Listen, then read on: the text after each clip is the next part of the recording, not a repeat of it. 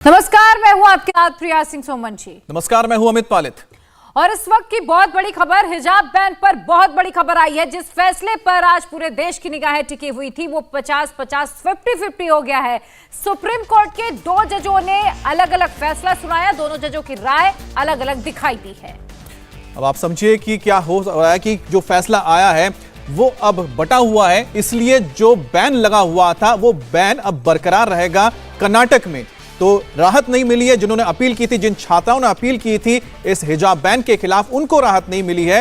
अब वो इससे आगे लार्जर बेंच के लिए अपील कर सकते हैं, यानी कि उनके जो वकील हैं अब वो चीफ जस्टिस के सामने जाके अपनी बात रख सकते हैं और चीफ जस्टिस अब डिसाइड करेंगे कि इसमें आगे क्या करना है। क्या इसे 3 जो जजों की बेंच को देना है या लार्जर बेंच को देना है या फिर इसे किसी कॉन्स्टिट्यूशन बेंच को भेजना है। जस्टिस हेमंत गुप्ता ने बैन के समर्थन में थे, जबकि जस्टिस सुधांशु धूलिया ने बैन के खिलाफ फैसला सुनाया है। अब सुप्रीम कोर्ट की बड़ी बेंच में ही इसका फैसला हो पाएगा कि आखिरकार यह बैन रहेगा या फिर जाएगा। बिल्कुल, कहा यही जा रहा है कि सुप्रीम कोर्ट की बड़ी बेंच को यह पूरा मामला भेजा जाएगा। अगली सुनवाई वहीं पर होगी। इससे पहले आपको बता दें कि दोनों पक्षों की ओर से 10 दिन तक सुनवाई चली थी, जिसके बाद 22 सितंबर को सुप्रीम कोर्ट ने अपना फैसला सुरक्षित रख लिया था। हमारी सहयोगी गोनिका अरोरा लगातार ग्राउंड जीरो से मौजूद है। गोनिका, अब देखिए राय दोनों जजों की बटी हुई है, अलग अलग फैसला, लेकिन अभी और कितना लंबा वक्त लग सकता है इस पूरे मामले में? क्या अब फिर से दलीलें दोनों पक्षों की ओर से रखी जाएंगी? देखिए, बिल्कुल जीरो से शुरुआत होगी इस पूरे मामले पर सुप्रीम कोर्ट में सुनवाई की। और जो सबसे पहले तो पिटिशनर्स सीजीआई के पास जाएंगे। हालांकि आज अभी मेंशनिंग क्योंकि अभी नहीं हो सकती है, लेकिन हो सकता है कि अर्जेंसी में शायद मेंशनिंग आज दोबारा की जा सके। लेकिन अब मेंशनिंग हो सकता है कि कल जब सीजीआई की बेंच बैठेगी तब मेंशनिंग दोनों पक्षों की तरफ से खास जो पिटिशनर्स हैं उनकी तरफ से की जाएगी। वो अपनी पिटिशन को मेंशन करेंगे सीजीआई के सामने और बताएंगे कि दोनों जजेस जिन्होंने सुनवाई की थी इस पूरे मामले पर, उनका जो ओपिनियन है वो डिफरेंट है, इसीलिए कोई नतीजा नहीं निकल पाया है और उनकी जो पिटीशन है वो अभी भी कोर्ट में लंबित है, उस पर कोई निपटारा नहीं हो पाया है। इसीलिए वो चाहते हैं कि इस पूरे मामले पर अब कोर्ट एक नया बेंच बनाए और नया बेंच इस पूरे मामले पर सुनवाई करे। अब वो बेंच देखिए या तो 3 जजेस का होगा या तो जो संभवतः 5 जजेस का होगा, क्योंकि 2 जजेस के बेंच के बीच में डिफरेंस ऑफ ओपिनियन हो गया तो 1-on-1 हो गया। लेकिन अब जब 3 जजेस की या 5 जजेस की बेंच बनाई जाएगी, मान लीजिए 3 जजेस की बेंच हो तो 2 जजेस का फैसला अगर एक साथ एक मत होता है और एक का फैसला अलग भी होता है तो जो 2 जजेस का फैसला एक मत होगा वही माना जाएगा। और अगर तीसरे का फैसला अलग भी होता है तो उसका प्रभाव 2 जजेस के जजमेंट पे नहीं पड़ेगा। इसीलिए ऑड जो नंबर होता है कॉन्स्टिट्यूशन बेंच के जजेस का वो होता है 3, 5 या फिर 3 या फिर 5 या फिर 7। लेकिन इस पूरे मामले पर कितने जजेस की बेंच बनेगी, क्या कॉन्स्टिट्यूशन बेंच को ही रेफर किया जाएगा या सीजीआई इस पूरे मामले पर कुछ और फैसला लेते हैं, ये सारा फैसला सीजीआई ही लेंगे। और क्योंकि जब कॉन्स्टिट्यूशन बेंच गठित की जाती है तो वो सीजीआई ही करते हैं, किसी और जजेस के पास ये पावर नहीं होती है कि वो कॉन्स्टिट्यूशन बेंच का गठन कर पाए। और इसीलिए सीजीआई के पास तो बिल्कुल थोड़ा इंतजार हमें करना होगा, जैसा आप बता रहे हैं, क्योंकि अब तो चीफ जस्टिस ही तय करेंगे कि आगे इस पर कौन सी बेंच सुनवाई करेंगे। लेकिन इस पूरे मामले में कहीं ना कहीं जो राहत मिली है वो कर्नाटक सरकार को मिली है। राघवन के पास चलते हैं। राघवन, कोई आपके पास रिएक्शन आया है कर्नाटक गवर्नमेंट की ओर से? क्योंकि जिस तरह से बटा हुआ फैसला आया उस हिसाब से तो जो वहां पर बैन लगाया गया था वो बैन अब जारी रहने वाला कर्नाटक में। तो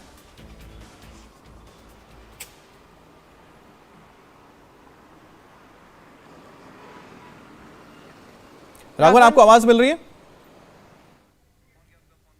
हम संपर्क करने की कोशिश करेंगे राघवन से, लेकिन आपको बता दें कि जो बटा हुआ फैसला आया है उसके बाद अब यह होगा कि जो बैन लगा हुआ था हिजाब पर वो कर्नाटक में बरकरार रहेगा और साथ ही साथ जो हाईकोर्ट का फैसला था, कर्नाटक हाईकोर्ट का फैसला, वो भी वैसा का वैसा बरकरार रहेगा। तो कुल मिलाकर यहां पर जो राहत मिली है वो कर्नाटक सरकार और साथ ही साथ वहां के कह सकते हैं कि कर्नाटक हाईकोर्ट के उस फैसले को मिली है जिसमें बैन बरकरार रखा गया था हिजाब के ऊपर। लेकिन जो छात्राएं जिन्होंने अपील की थी इस बैन के खिलाफ उन्हें राहत नहीं मिली है। एक बार फिर से गोनिका के पास चलते हैं, राघवन से भी हम इस पर रिएक्शन लेंगे।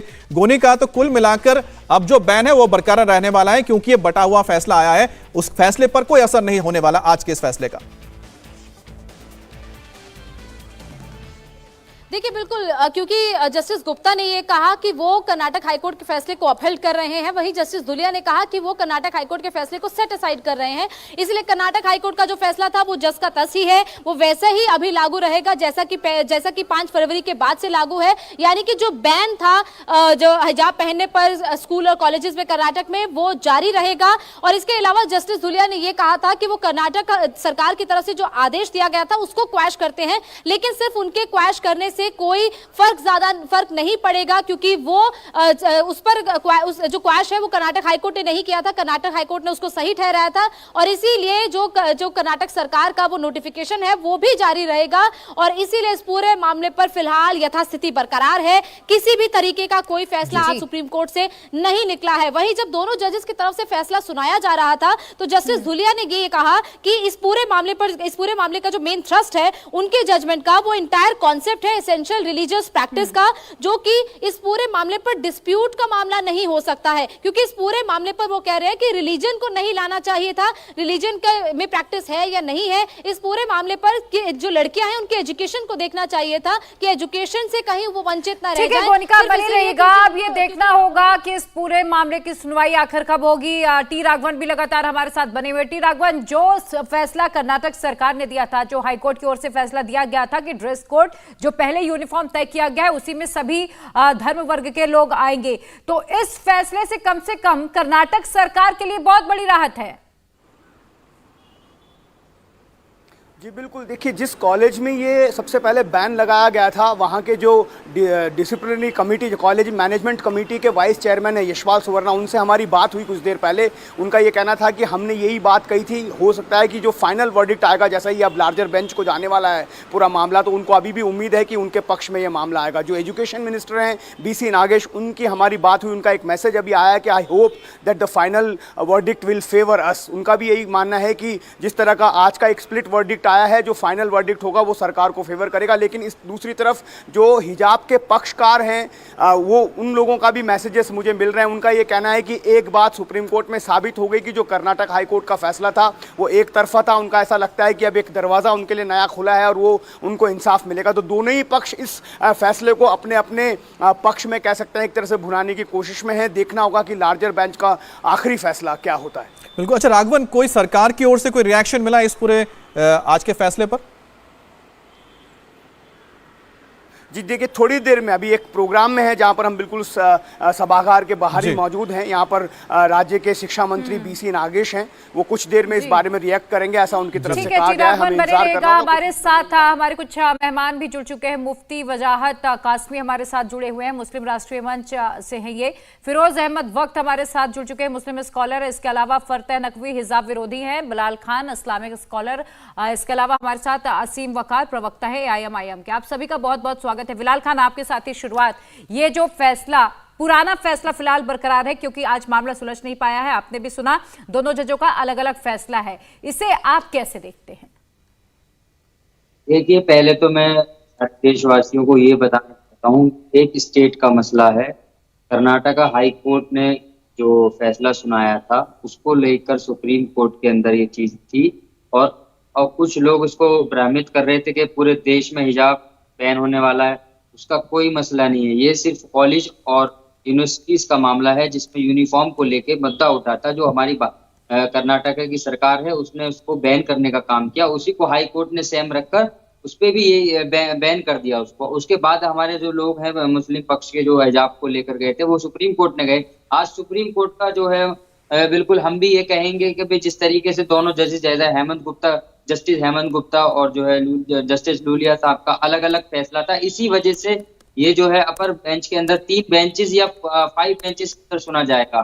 जस्टिस CJI इसको तय करेंगे कि इसको किस तरीके से सुना जाएगा। दोनों की अलग अलग राय है और हमें जानना होगा कि चीफ जस्टिस साहब ने क्या कहा। लूलिया साहब ने ये कहा कि ये सबसे पहले तो हम लोगों को जो है बेटियां जो पढ़ती हैं उनको बड़ी मुश्किलें होती हैं। बिल्कुल आपकी बात बिल्कुल सही है, क्योंकि अब तो बिल्कुल बिल्कुल अलग नहीं, बिल्कुल। मानते हैं कि इसको अब तो चीफ जस्टिस तय करेंगे कि आखिरकार इसको आगे किस बेंच को देना है, लेकिन आपकी राय आपने रखी, हम चलते हैं। लेकिन थोड़ा सा हम सुन ले, बात कर लेते हैं, क्योंकि हमारे साथ जो विरोधी है, हिजाब विरोधी भी हमारे साथ, फराद नकवी भी हमारे साथ है।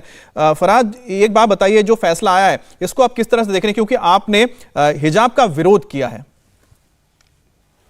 देखिए, हिजाब का विरोध तो नहीं कहा जाएगा कि मैंने हिजाब का विरोध किया है, लेकिन हाँ, मेरा कहना ये है कि किसी भी महिला के ऊपर आप इस्लाम की आड़ में या आप शरीयत की आड़ में किसी भी महिला के ऊपर दबाव नहीं बना सकते, क्योंकि अगर हिजाब की बात की जाए तो हिजाब का जिक्र जो है कुरान में औरत से ज्यादा पुरुष के ऊपर है। ठीक है, आज तक कहाँ पुरुष के लिए हिजाब की बात की जाती है, कहाँ इस तरह की डिबेट्स बैठाई जाती है जहाँ पे पुरुषों को भी उनके हक हुकूक समझाए जाए। जहां भी महिला की बात आती है, वह कहीं 3 तलाक का मुद्दा हो, 4 शादियों का मुद्दा हो या महिला के हिजाब का मुद्दा हो, हर चीज पे महिला को ही फतवों की आड़ में और शरीयत की आड़ में उसको फंसा दिया जाता है।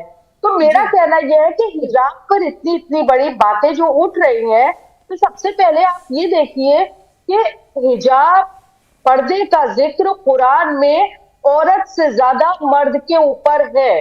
आखिर मर्दों को ये बात क्यों नहीं समझाई जाती है? आखिर औरत किसकी वजह से सुरक्षित नहीं है? जाहिर से पॉइंट है आपकी बात। बिल्कुल बिल्कुल। और देखिए फरात, आप ही की बात को लेकर मैं आगे बढ़ती हूँ। मुफ्ती वजाहत कासमी साहब भी हमारे साथ जुड़े हुए हैं। सिर्फ सवाल ये कि अगर किसी भी स्कूल में या कॉलेज में एक यूनिफॉर्म हर जाति धर्म वर्ग के लोगों को पहनकर आना है, तो इसमें आपत्ति क्या है? ईरान में आपने देखा किस तरीके से जो स्कूली छात्राएं हैं वो हिजाब के खिलाफ विरोध प्रदर्शन कर रही हैं कि हमें, हमारे ऊपर हिजाब को लादा मत जाए, अगर हमारी मर्जी है तो हम अपनी स्वेच्छा से पहनेंगे।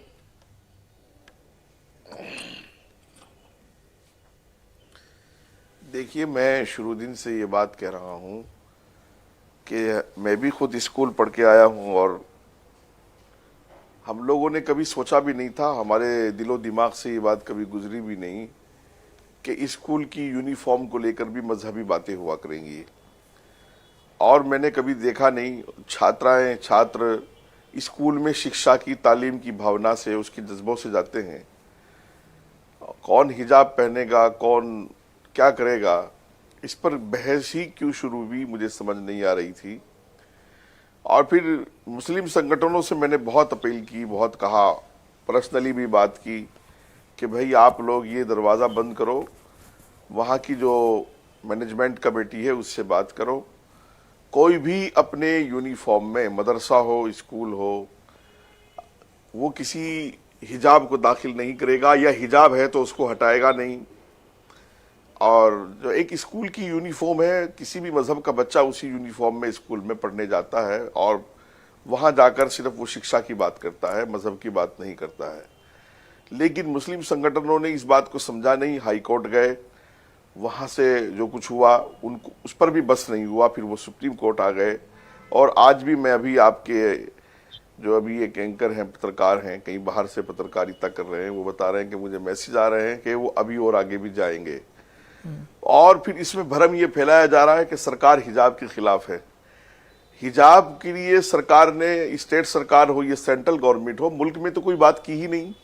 सिर्फ बात इतनी सी है, मैं आपके टीवी के माध्यम से पूरे देश के मुसलमानों को बताना चाहता हूं, बात इतनी सी है जो शुरू हुई है कि यूनिफॉर्म में हिजाब दाखिल नहीं है। जब दाखिल नहीं है तो हमारी बच्चियों को, हमारे उन लोगों को जिद भी नहीं करनी चाहिए हिजाब करने की। और इससे ज्यादा अफसोस की बात यह है कि हिजाब की वजह से जब उन्होंने दाखिला लिया, एडमिशन का फॉर्म भरा, तो तब उन्होंने क्यों ये कंडीशन नहीं रखी कि हम हिजाब करके आएंगे स्कूल में? अब बीच में ये बातें क्यों हो रही हैं? बिल्कुल। और मैंने मान लिया कि सब कुछ ठीक था। 20,000 के आसपास स्टूडेंट, 20,000 के आसपास हमारी बच्चियां हिजाब की वजह से तालीम छोड़ चुकी है। इल्म, नबी पाक सल्लल्लाहु अलैहि वसल्लम ने फरमाया कि इल्म का सीखना फर्ज है। मुसलमान मर्द हो, बच्चा हो, औरत हो, इल्म को सीखेगा। खाली हिजाब के लिए तालीम को छोड़ना, वो अपने आप को पछताएंगी, इस वक्त को याद करेंगी, इन लम्हों को भूलेंगी जी नहीं कभी जिंदगी में। और ये मुस्लिम संगठन सिर्फ राजनीति कर रहे हैं इस बात को लेकर के, और अपने लोगों को बेवकूफ बना रहे हैं। सरकार जो भी है, कर्नाटका सरकार का भी मैंने मौक़िफ़ पढ़ा, सिर्फ इतनी सी बात सरकार भी समझाना चाहती है और मैनेजमेंट कमेटी भी समझाना चाहती है कि यूनिफॉर्म में हिजाब दाखिल नहीं, उसके लिए जबरदस्ती नहीं की जाए। बाकी दुनिया में हिजाब आपको जहां पहनना है पहने, बाजार में पहने, शादियों में पहने, अपने घरों में। भाई सर आपने बेहतरीन ढंग से एक बात समझा दी कि ये जो मामला है सिर्फ और सिर्फ यूनिफॉर्म से, यानी कि स्कूल के परमिसेस तक है। स्कूल से बाहर निकलते हैं आप जो मर्जी है वो कीजिए, लेकिन स्कूल के अंदर आप वही कीजिए जो स्कूल के नियम कानून है। हमारे साथ बिलाल साहब भी जुड़े हुए हैं। बिलाल साहब, एक चीज हम जानना चाहते हैं, ये जो फैसला आया, अब आपने जो हमारे गेस्ट को सुना, आप किसके साथ अपना कह सकते हैं कि अपनी राय को रखते हैं कि आप सहमत है या फिर आप सहमत नहीं है किसी बात से? देखिए, मैं जो हूँ इस वक्त कोर्ट पर भरोसा रखता हूँ। मैं एज एन एडवोकेट, मैं खुद एक वकील हूँ, तो मैं कोर्ट पर भरोसा भी रखता हूँ। लेकिन जो हमारा राइट है आर्टिकल 25 के अंदर, जो हमारे धर्म के हिसाब से, भाई हर किसी के धर्म के हिसाब से उसको राइट है कि वो क्या पहने क्या नहीं पहने। लेकिन इसको मुद्दा बनाने के लिए कुछ यहाँ पर राजनीति करते हैं, जिनका शुरू से ये रहा है। उन्होंने एक बात तो मुफ्ती साहब आपने बता दी कि भाई हमारी बहन बेटियों के लिए ये कहा गया कि इस्लाम में तालीम बिल्कुल लेनी जरूरी है। ये नहीं बताया कि हिजाब का मसला भी उसमें इस्लाम में और हमारे हदीस में, कुरान में किया गया है कि आप हिजाब को लेकर। बिलाल साहब, मुझे लगता है कि आपको एक बार ईरान की तस्वीरें जरूर देख लेनी चाहिए। जो बच्चे स्कूल जाती हैं, तब आपने क्यों नहीं सोचा कि इस स्कूल में हिजाब नहीं, हम एडमिशन नहीं लेंगे? आपने तब नहीं सोचा कि स्कूल में हिजाब नहीं, एडमिशन नहीं लेंगे? क्या स्कूल वालों ने यूनिफॉर्म नहीं बताई थी? क्या आपने फॉर्म नहीं भरा था स्कूल का? देखो, गुमराह मत करो, राजनीति मत करो। हिजाब है, मैं नहीं कहता हिजाब मत करो, लेकिन तालीम के लिए राजनीति मत करो। बच्चियों का भविष्य खराब हो गया है, बच्चियों का फ्यूचर खराब हो गया है। आपने एक छोटी सी राजनीति। आप सब बने रहिए। कर्नाटका के शिक्षा मंत्री इस वक्त कुछ कह रहे हैं, सुन लेते हैं। पूर्ण स्वातंत्र दे चुका था। इवन चिंतन में भी हम लोग इस मिट्टी किसी को कभी फोर्स किया नहीं है। ऐसे ही जीवन करना, इसी भगवान को अपमानना, इसी रूप से इसी होली बुक को मानना, ऐसा कभी भी इस मिट्टी का चिंतन है नहीं। इस कारण से पहले ही भारत में ऐसा सोच आ चुका था। अभी सारे वर्ल्ड इस सोच को, इसका सोच के बारे में वो लोग सोच प्रदर्श कर रहा है। और हिजाब का बारे में, बुर्का के बारे में कर्नाटक में क्या बोला वही अभी थैंक यू।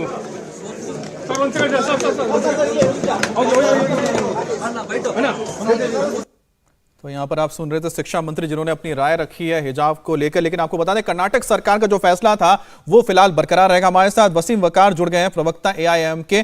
आपका रिएक्शन क्या है? पहले आपने सुना होगा कि जो वर्डिक्ट आया है, जो फैसला आया वो बटा हुआ है इस वजह से। लेकिन वसीम वकार से हम बात करेंगे क्योंकि एआईएम जो है, यानी कि असदुद्दीन ओवैसी की जो पार्टी है, इस मुद्दे को लेकर काफी मुखर रही है। और साथ ही साथ हमें यह भी जानना होगा कि आखिरकार हमारे साथ वक्त साहब भी जुड़े हुए हैं। सर, आपसे अहमद वक्त साहब, आपसे भी हम बात करेंगे, लेकिन ब्रेक के बाद हमारे साथ वसीम वकार भी जुड़ गए हैं। ब्रेक के बाद बात करते हैं कि आखिरकार जो फैसला आया है सुप्रीम कोर्ट का, उसके बाद आगे क्या होने जा रहा है। तो हिजाब बैन को लेकर सुप्रीम कोर्ट में जो बड़ा फैसला आया वो अब बटा हुआ है, जिस वजह से अब जो बैन लगा हुआ है हिजाब पर वो कर्नाटक में लगातार अब बरकरार रहने वाला है। हमारे साथ असीम वकार जुड़े हैं जो एआईएम के प्रवक्ता है। असीम जी, ये जो फैसला आया इसके बाद तो हिजाब पर बैन हट नहीं रहा है, अब इसको आप कर रहे हैं। इस फैसले के बाद से हिजाब पे बैन लग नहीं रहा है। आप कह रहे हैं हट नहीं रहा, लग नहीं रहा। जस्टिस गुप्ता नहीं, फिलहाल तो हट नहीं रहा ना, फिलहाल तो रहेगा सर। जस्टिस गुप्ता ने जो कंप्लेंट थी वो खारिज की और जस्टिस धुलिया ने हाई कोर्ट के फैसले को खारिज किया। बात समझिए, आप लोग जस्टिस गुप्ता के साथ खड़े हैं और हम लोग जस्टिस धुलिया के साथ खड़े हैं। फर्क इतना सा, आपकी नजर में जस्टिस गुप्ता सही है तो कट्टरपंथी लोग।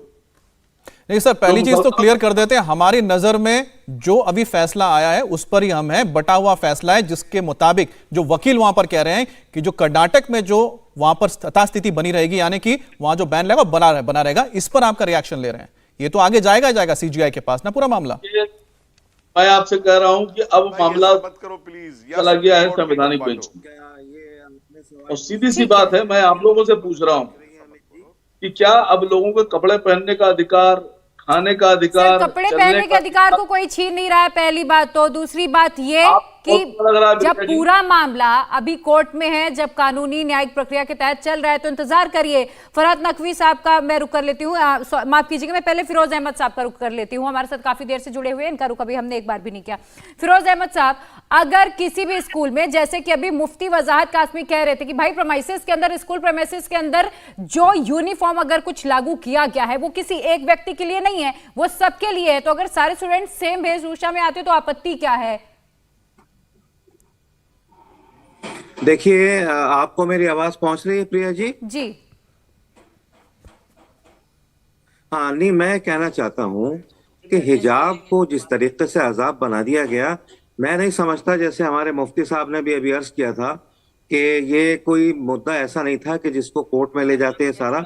ये एक बहुत मामूली सी चीज है और हिंदुस्तान को बदनाम किया जा रहा है कि यहाँ पर हिजाब बैन हो गया। हिंदुस्तान में हिजाब कहीं बैन नहीं हुआ है। मार्केट हो, मॉल हो, रोड्स हो, या फिर कोई भी जगह हो, स्कूल का जो क्लासरूम से हटके कैंपस है, हर जगह, कैंटीन में, हर जगह हिजाब अलाउड है। हिजाब को मतलब डिसबैंड नहीं किया गया, उसको खत्म नहीं किया गया, लेकिन बदनाम पूरे मुल्क को कर दिया गया। अरब कंट्रीज में बदनाम कर दिया हिंदुस्तान को, क्या वहाँ हिजाब बैन कर दिया, सिवाय क्लासरूम के कहीं नहीं। अच्छा, क्लासरूम में क्यों बैन किया है? क्लासरूम में मैं इसमें नहीं जा रहा कि किस जज ने क्या फैसला दिया है। मेरे नजदीक दोनों जजेस का फैसला बहुत मोहतरम है और मैं दोनों के फैसले को मानता हूं, लेकिन सबसे अहम चीज ना तो ये जज 1 का फैसला मेरे लिए इम्पोर्टेंट है, ना जज 2 का। मेरे लिए सबसे इम्पोर्टेंट चीज ये है कि 10 महीने हो गए इन बच्चियों को ये क्लासरूम से बाहर हैं। ये क्यों?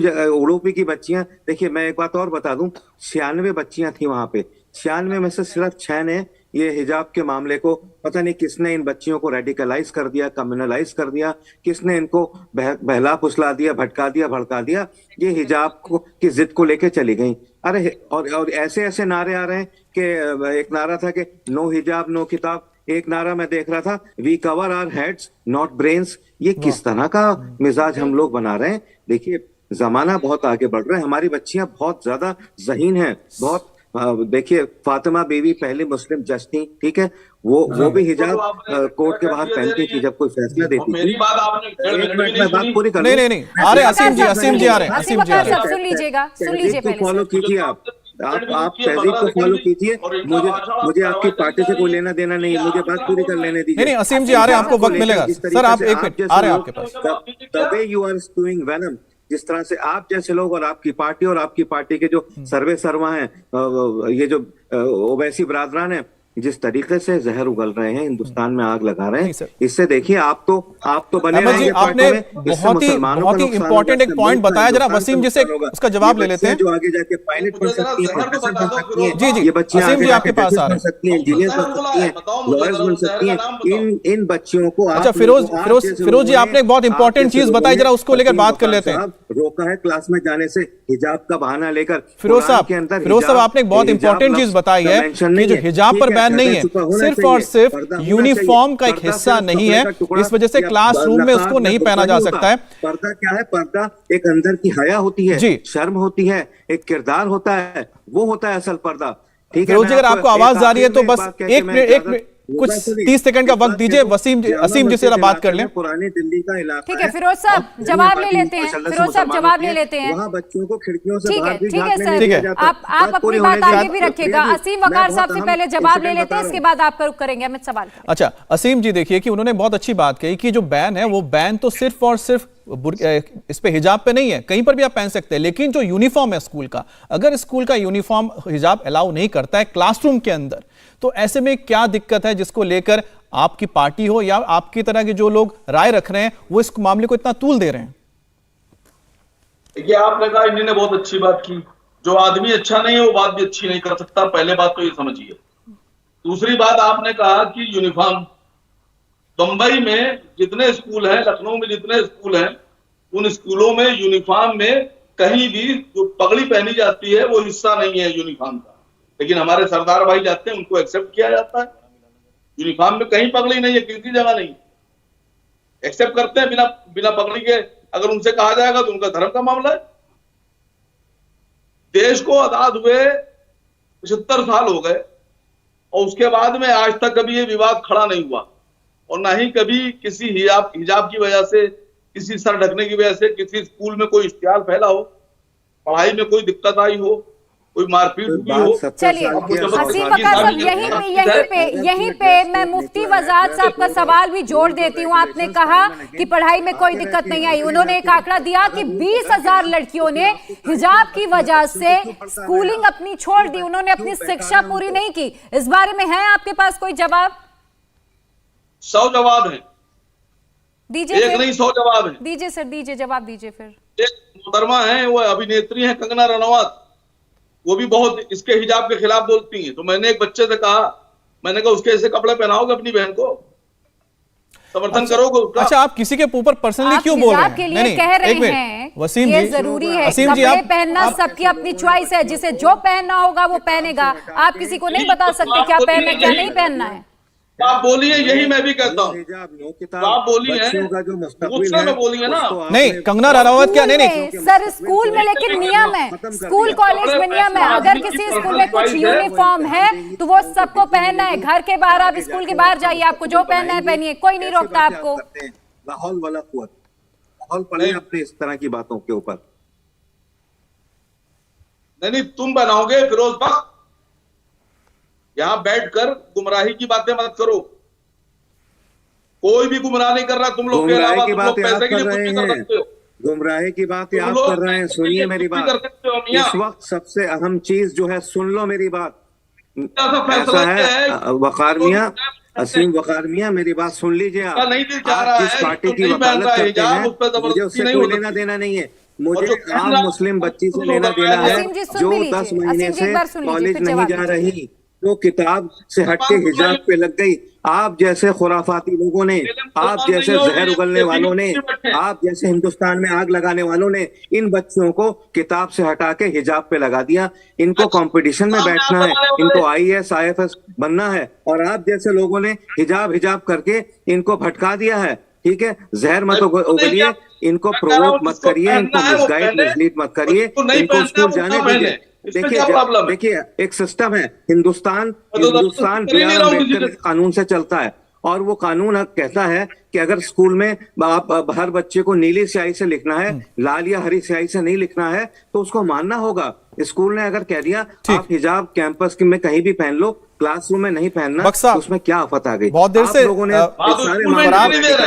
फराद इंतजार कर रही है, और हमारे साथ राज जी भी इंतजार कर रहे हैं। जरा उनकी भी बात सुन लेते हैं। अच्छा ठीक है, बक्सा सरकार है। अच्छा, हमारे साथ 2 और गेस्ट भी, जरा उनको सुन लेते हैं, उनकी भी जरा राय ले लेते हैं। ठीक है। अच्छा, पहले फराद आप अपनी बात रखिए। आपने सुना अभी गेस्ट को, क्योंकि आप खुद एक महिला हैं, जहां पर आपने सुना होगा कि किस तरह से आप फरहाद कुछ कहना चाह रही हैं। फरहाद ने शांति से आप लोगों को सुना है, उन्हें अपनी बात पूरी कर लेने दीजिए। जी फरहाद।